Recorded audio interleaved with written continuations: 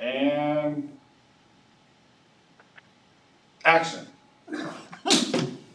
Good afternoon. There being a quorum present, Matthew Wolf having had to resign because he moved out of the city, and Craig Schulte, the council member, not here today, but the remaining three members of the board are here. We have a tentative agenda that was set out ahead of time. Does anybody want to add anything to it? No. As I recall, there's one item we're adding that's not in the printed list. Correct, Steve. Yeah, we got a special event application from the Music Association. Is that for the sound New business. Sound garden? No, it's for the pickup truck opera. Oh, right. We'll slot it in under new business.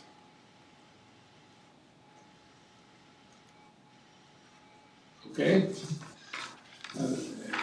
Any other requests for change? Not there being none, the agenda is approved unanimously. June minutes, anybody have any heartburn? Did you find it? No. There's a typo on page 2, second to last line. It says, they change as out use patterns change, should be our use. What's the subject matter under which you're talking? Under old business. It's a typo only Under K would dark have sky, found. the dark sky sentence? Yeah, it's a typo only K would have found. But I got here first, so I found it. You win, Bob. And Thank what is the typo? It's our. It should Change be the our. T to an R and we're good. Gotcha. Okay, With that change, move approval. is there a second? Second. Any discussion? There being no objection, the minutes are approved as amended. Let's see. The next thing is the golf report, and Paul's not here right now and not available on the link. So we'll set that to the bottom of the agenda and hope he can make it. Dave, do you have anything to give us from the city council? I do not. Okay, Craig said it was super light business, nothing significant to report. okay.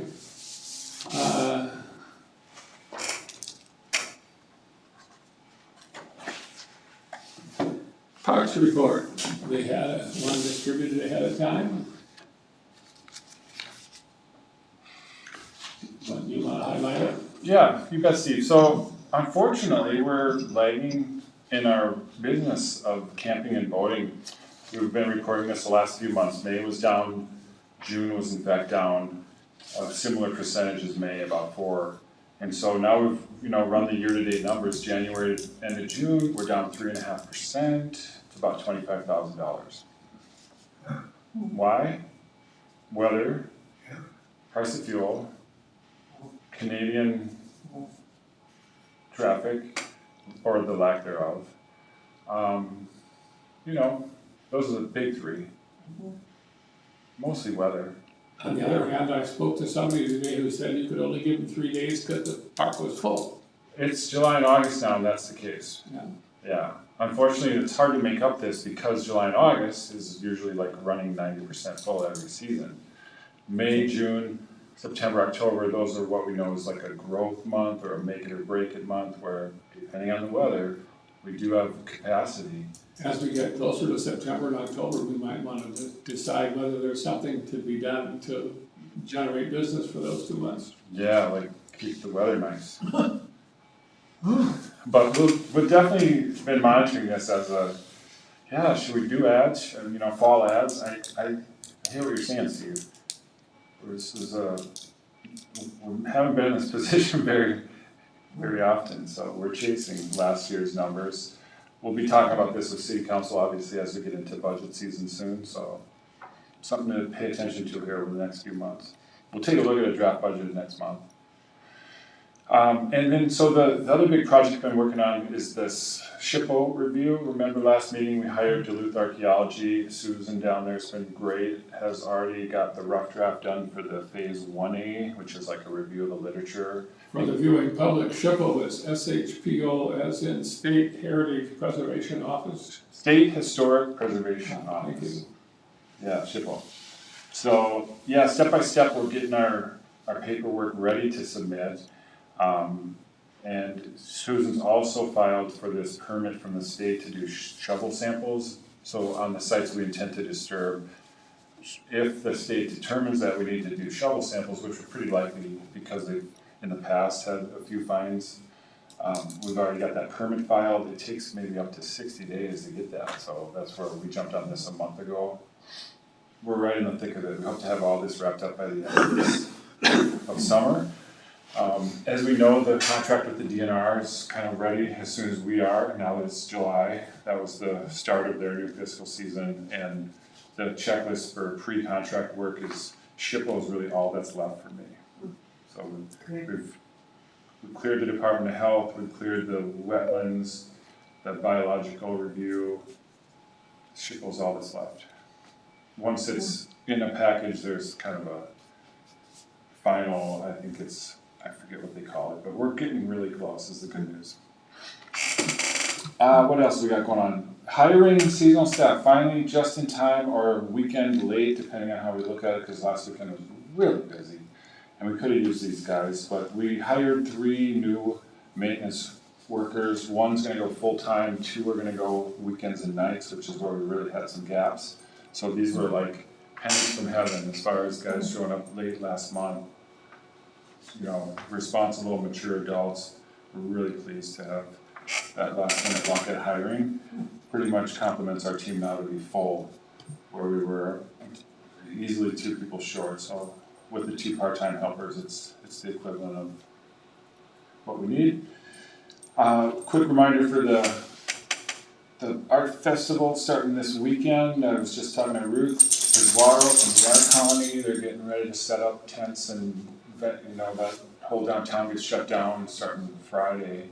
And the Howard Park obviously will be used for some art festivities. I didn't get confirmation of a separate food truck, but we know this is the weekend the fish burger stand will be set up and remain set up throughout the month and open on the weekends.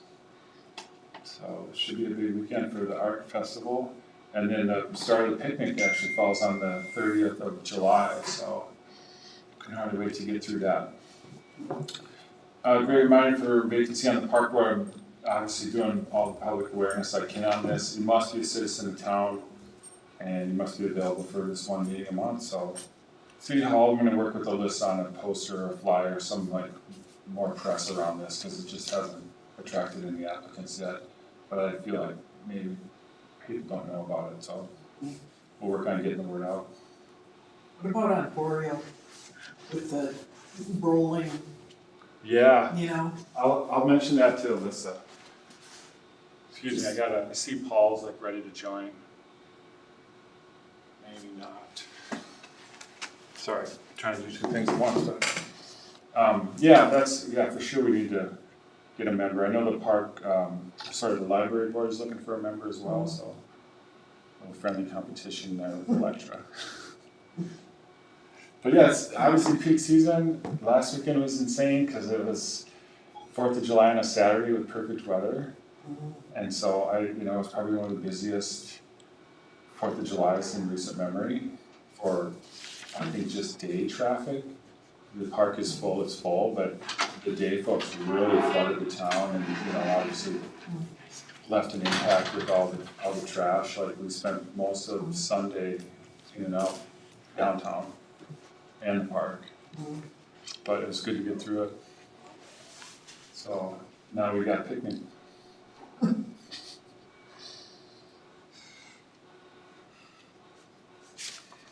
Anybody have any comments or questions on the park report? Dave, are we set for the new building? We know where it's gonna go. I think so. We haven't changed our mind from our original concept. And the angle is gonna go, what, East-west. And in that last slot, Mm-hmm. On the north side of the corner. so it'll take out 1 or 2 sites, Probably like 4. 4 sites. Yeah. Yeah. But We're replacing them, as I recall, somewhere. 2 or so we can gain in the Bathhouse 2 bluff, we can replace with 2. So it might be a net loss of 2 sites, the pre-mill sites versus those kind of back row sites are gonna make a difference though too. Like the sites we create on the Bathhouse 2 bluff are gonna charge more and be more occupied.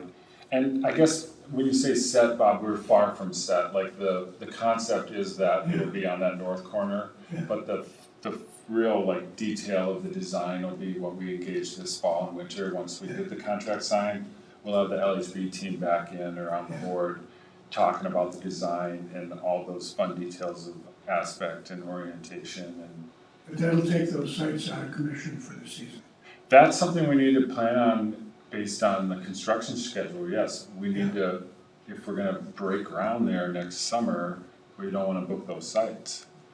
So again, we'll have to time this out this fall.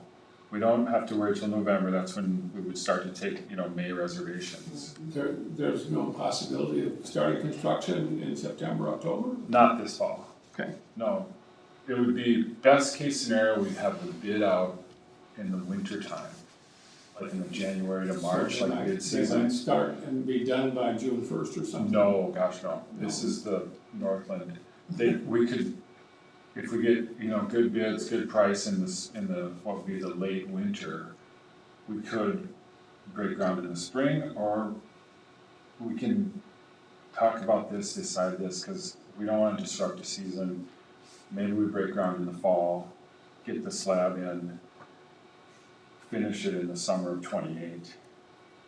Right, there's definitely some strategy to this and timing, and I don't wanna pretend to know all the answers at this point, because we still need to sign the contract with the state, make sure the money's in place, and then start to work with the LHB design team on the actual spec and design to get a bid pack that gets bid.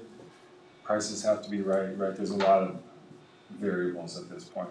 But on a loose timeline, I'm portraying a fall of '27, get the foundation in, finish it in the spring, early summer of '28.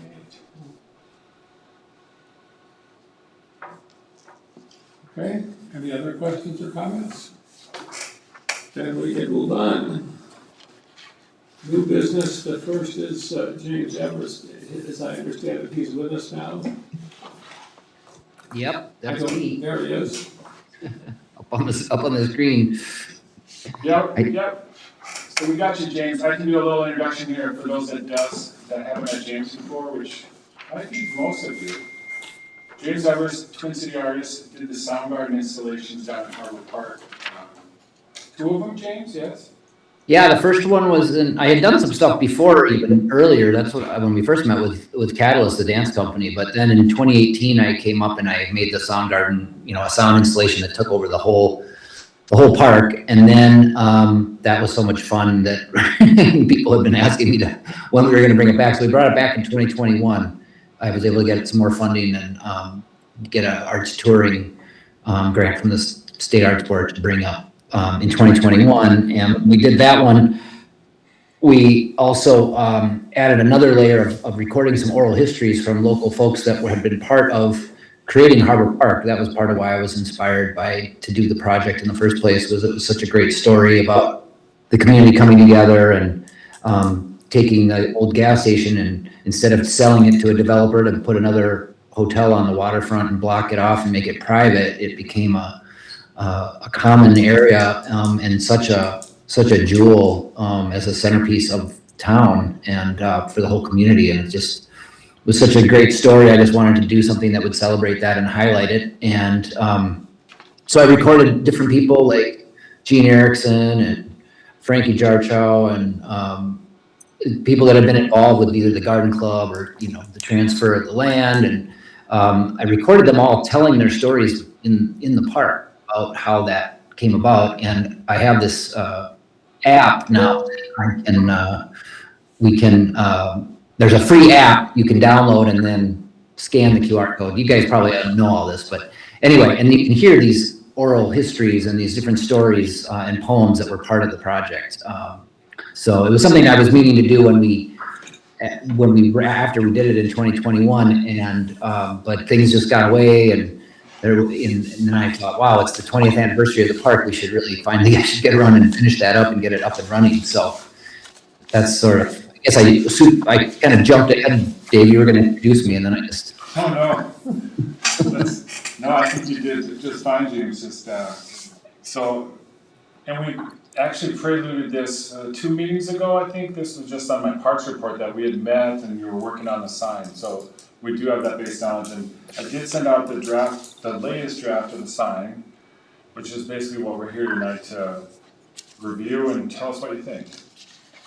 yeah, right. I'm just looking for feedback. I mean, the idea is that this would be a sign in the park, that, folks would be able to, the idea is if they walked up and had heard about it and knew about the Soundgarden, great, but if they didn't know anything about it, that the sign would both clue them in a little bit about what it is and then make it a really easy process for them to kind of do this tech thing with scanning the QR code and listening to the tracks. And I had another friend test it out for me last week and he gave me some more feedback, trying to pare down the sign in terms of being too wordy, but still not leaving people going like, I can't get it to work. I don't know what's going on. So trying to find that balance. So I don't know if any of you have had this latest version is, I really tried to pare it down, but still give some background. I only have one question, and that is, when will the Soundgarden be available to be heard? Well, actually, it's available right now. You could take this same sign and just we'll go over to the park, scan it with your phone, and you'd be able to. And if you had some headphones or you could play it through your phone speakers, you'd be able to hear it. Is it going to be year round? You're telling me? Exactly. Yep. It's going to be a virtual, thing that's there, and it's geolocated. Geolocative audio, which means that you turn your GPS on your phone, and then depending on where you move around in the park, it'll trigger a different story or a different poem or a different piece of music. And so, but it'll be virtual, but year round. That's kind of what people had been asking. They were like, oh, they liked the music when it happened live, but they were like, is there any way we can hear this music? It's a whole symphony that I wrote for Harbor Park. I did it all there in Grand Marais. I spent several weeks there composing the music and trying to create a good soundtrack for being in the park. It's kind of cool that there's this opportunity to have people be in the park and get to hear it. And I've had it in the park set up actually these years. The issue was figuring out a finalized version of the sign and getting it approved and put together this kind of final step. So Given that I have the question of when it's available, you might put a footnote in there somewhere that says it's available year round.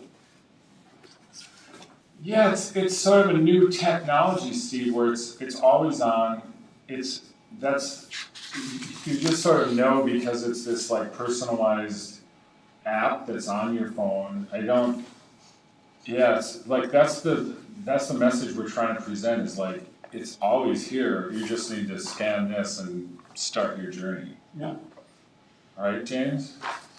right, yeah, exactly. But I'm trying to make sure that someone doesn't scan it and then goes, I can't figure this out, or it's not working for me, or it's like any kind of new technology. There's little glitchy things that can be frustrating. Everybody has a different phone and a different phone service. Right? So trying to make something as easy as possible. Nate, my friend who went in, he lives up there and he went to test it out. He had better luck downloading it when he got close enough to the coffee shop Wi-Fi to be able to. It downloaded the app a little faster when he did that versus just having his LTE coverage when he was standing closer to the water. But and is it truly a two-step process of first you need to download the Echoes app and then you need to scan the code? Is there any way to combine that? Well, what I had originally been saying and what I just had normally done is just put the scan, and when you scan it, if you don't have the app, Yeah. you can then it'll It take starts you. there.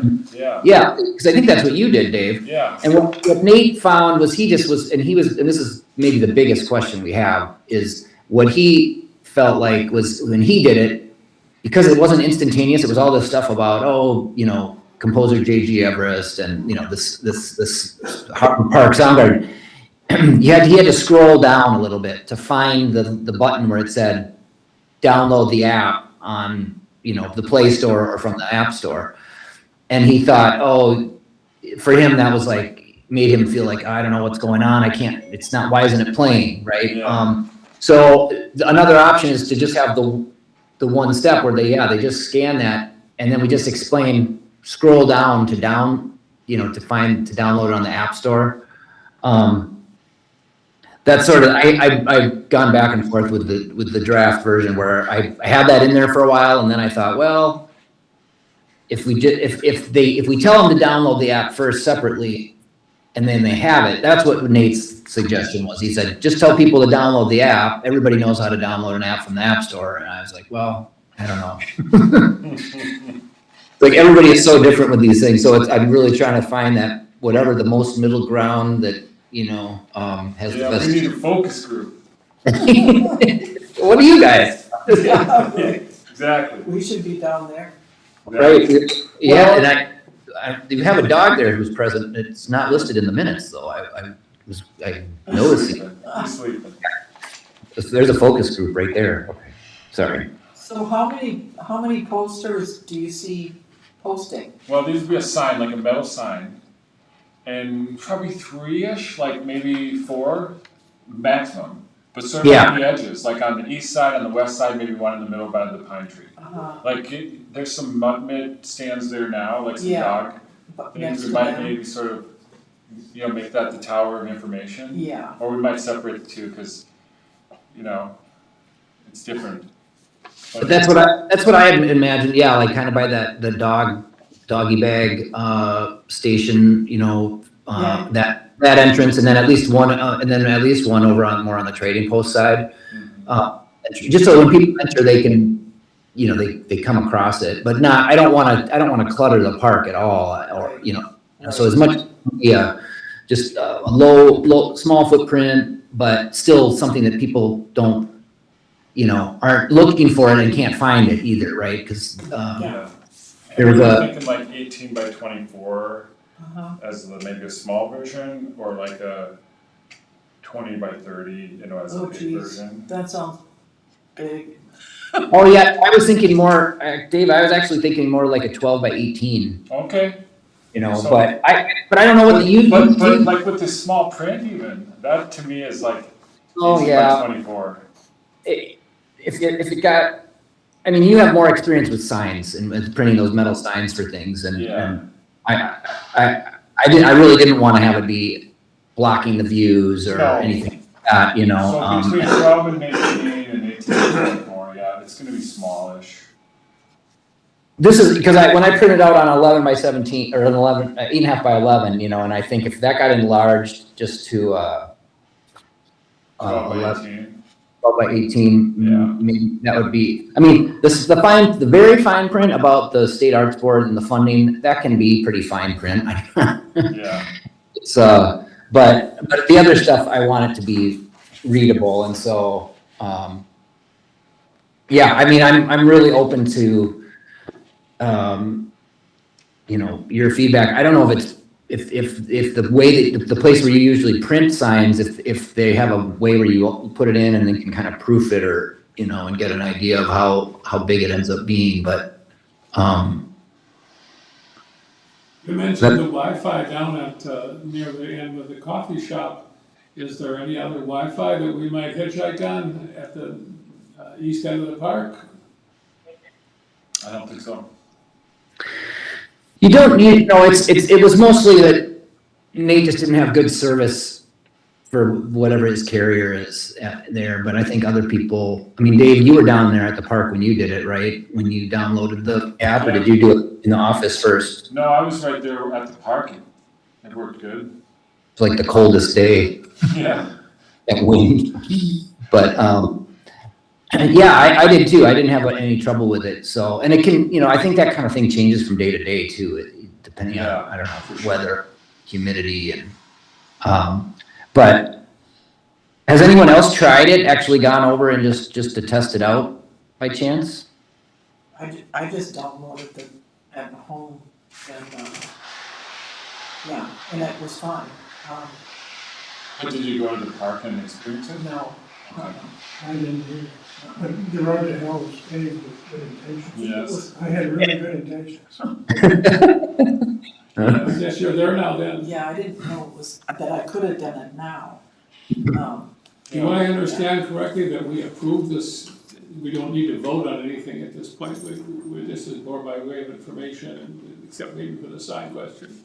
Yeah, we don't need to make any votes or final decisions. This is a preliminary review of James's ideas and text and graphics and just content, and I think it's definitely a draft.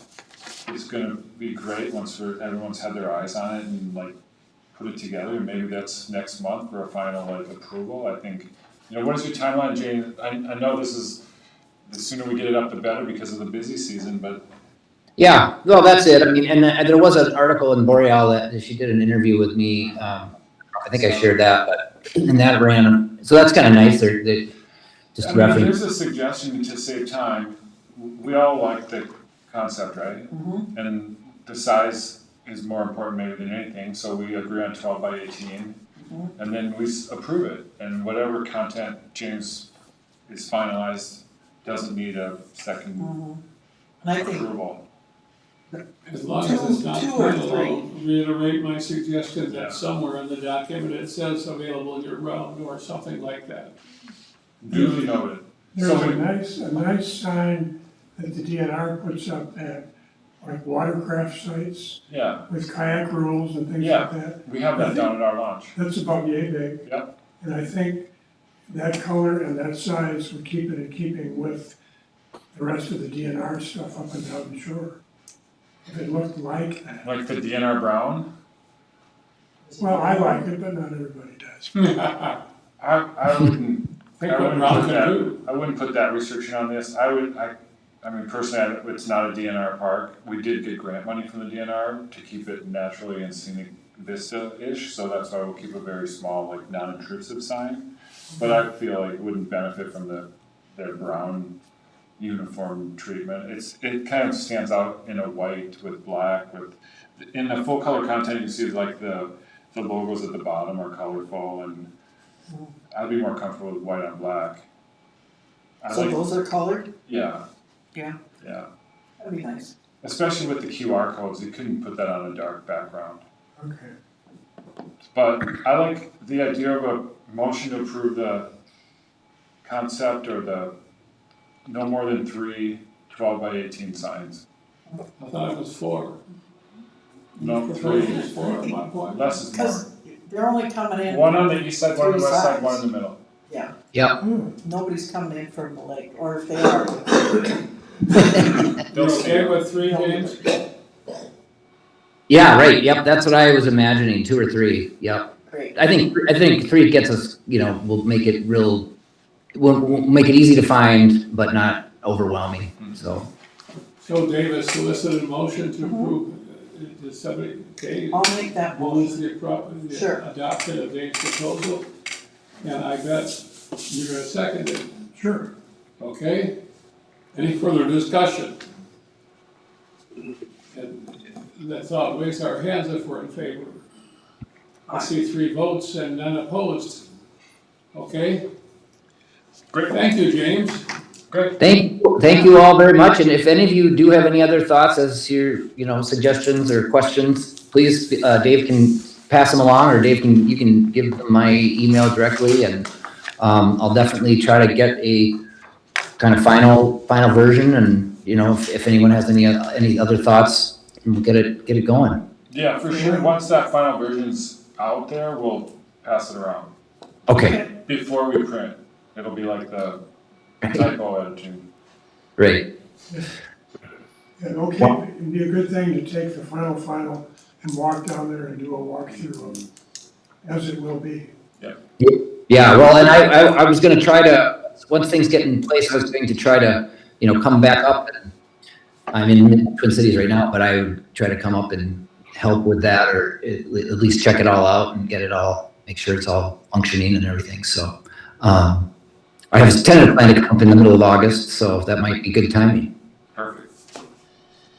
Thanks, James. Okay. Thank you. Great, thanks everyone. And Dave, feel free to, or any of you, if you want to see a little more of that article in Boreal just came out, I think about a couple weeks ago, and has some good background stuff. Somebody might write a column about it for the local newspaper too. Yeah, they might. Okay, Thanks, James, ciao. It's all right, take care. do you wanna try calling Paul one more time? He's on. It's on. Paul's there. Oh, he showed up, okay. Yeah, Hello, Paul. Oh, Are you ready to do the golf report? sure. Fire out. Okay. Well, things are going good. We had a good 4th of July weekend, busy. I think one of the last Friday was, revenue-wise, was, the largest one we've had. So that was neat. And looking back to the history of the dates, we're right in there with last year. I looked at in June from last year, and we were right about the same. And so far in July, we're right just about identical numbers to where we were last year. And last year we had a really good year. So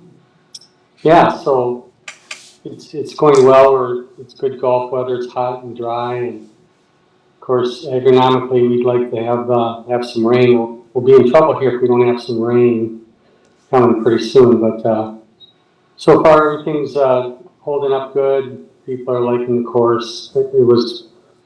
Course was really good over the 4th weekend, so we had good exposure and all that. Things are going good. We just would like to have a little more rain, I guess. And that's, all our irrigation system is under high demand. It's working every day. We're using that irrigation system, so it's constantly charged, and so far it's been holding together. In fact, last year when we fired it up, or this spring when we fired it up from blowing it out last year, that we didn't really have any issues, which is unusual. So we've been, we've been doing well with the irrigation system so far. It's been working good. But we're having the dry weather always shows us a couple of things about weaknesses in the irrigation. So recently we just got a couple of units put together for doing hand watering, which is we can go out. There's areas that next to the green that have poor soil, and they start looking like they're going dormant almost if you don't keep them watered. Well, we don't want to keep watering the green at that rate. The greens don't need to be watered that heavy, so we've got these watering units, and we can just go, put heavy applications of water on those areas that are droughted.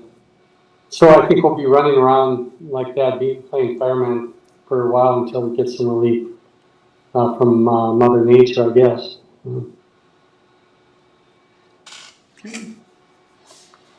How's the new car tell us, Paul? Yeah, that's really what, we're just kind of in the midst of a peak season, and people keep showing up. It's always a mystery to me, I'm always thinking about it, and I'm thinking about new members, and members lost or passed or whatever, and you think about things going on with the economy, or and blah blah blah. But anyway, it's still seems to be rocking up here pretty good. We're gonna have some things that I haven't put the totals to yet, but are clearly going to be different. There's going to be our fuel costs are going to be probably twice what they were, just because of the cost of fuel. So it's not like we're using more fuel. It's just that it costs more, and things like that. But other than that, as far as the activity and things like that, the equipment's holding together good. So I think we just keep rolling and hope they keep coming through every day, and get the numbers up as good as we can. Say, Paul, could you touch on the need for a tee time, or where are we at up there as far as being able to walk on versus tee times? Are we getting busy enough we're starting to schedule people? Well, we like tea times. When people call and ask that, we tell them we like you to make a tea time. And what happens is, especially when it's busy, we have this problem with members that they just walk in expecting to jump on the course without a tea time. And when it's crowded, sometimes it doesn't work out. And then people coming in just to avoid any conflicts with members or whatever, they're going to have a better experience if they they can walk in without one, and we'll get them on if we can, and usually we can. But yeah, we promote tea times. We just don't want to be run that loosely, because what's going to happen, end up with conflict. And so it's pretty easy to everybody at tea times. I was delighted about one thing last weekend. I was out on the course and there was a fivesome of young men in their 20s, all of whom said they were local and all of whom said they were members. And that was just a delightful anecdote as far as I was concerned. Yeah, that's another thing too. We don't allow fivesomes to play. So that was kind of weird. We try to keep that from happening, because it slows down play. There's no ifs, ands, or buts about it, and it's not fair to people behind. So we don't allow fivesomes on there. If they come on, we try to get them to break up into two groups. Sometimes it costs us an extra half a seat part because of the mathematics of that. But we tell them to keep the faster players on the first group, and otherwise, if they get bunching up like that, they're going to be slow, and then people want to play through, and that's just not. It just doesn't lead to the best experience. We shouldn't be having that on a 9-hole course. So there's times when we do allow that sort of thing, but you have to play it by ear. So on a holiday weekend, it's really tough. This was late in the day and I don't think they were holding anybody up. Yeah, well, like I say, you got to play those things by ear. Generally, if guys are making tea times, we don't take tea times for a group of 5. Okay. Well, keep up the good work, Paul. Okay, thank you. One last question, and that is, where are we on marketing more to the folks in the city? That's a good question. I think what our plan with that is that I've got a little more help than I've had in the past. So I think this next week we're going to have a meeting, because we've got enough people that are helping me on the inside. And there's a lot of time when they can do miscellaneous things, whether they're reloading tea bags or they're cleaning carts or they're washing rainfalls. So there's different things to do. And I'm thinking that what we want to do is start getting our employees involved in our marketing, where we're taking pictures. Everybody's posting something on social media, and I think that's really the ticket, is just to have a continual new entries, new posts. And so I think that we can. Eric, he's over in Europe now with his band travel thing, but he's going to be back, I think, around the 19th or 20th. And so he'll be one more person that will be able to do that. But so far we've got basically a couple, 2-3 other people working taking shifts in the clubhouse. We should be able to get to help with social media and posting like that on Google and TikTok, Facebook, Instagram. Well, I can see now that when Dave and I get out of the basement of the senior league, we'll have to have a photograph to go post. Yeah, well, yeah, it's as simple as that. And the main thing is just to have people keep posting, and things kind of grow from there. But I think that's really, I don't really know of any other advertising methods to people in the cities, but if you talk to people that work on these social media things, there's little things that some of the people like Google offer that it costs you a little bit of money, but it's like a focused advertisement. And I'm sure we've all seen those. With a busy weekend, you get something that you're interested pops up on your thing. So Google can do that. We can do that from time to time too. They give you data back on how many hits you got on it. You know, they promote what they're doing there. So I think that would be something that we probably try to incorporate into that. Okay, anybody else have anything? Not for Paul, but we do have this special event. No, I know, I just wanted to give Paul the opportunity to go away if he wanted to. Thank you. So, Thanks, Yep. Paul. really,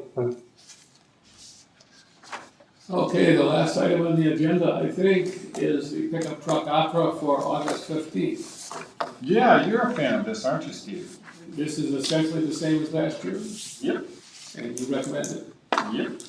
Is there anybody objecting to the pickup truck opera occupying the park at the sliding hill on Saturday, August 15th from 12 to 5:30 p.m.?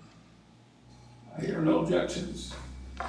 The proposal is approved unanimously. I have one great regret.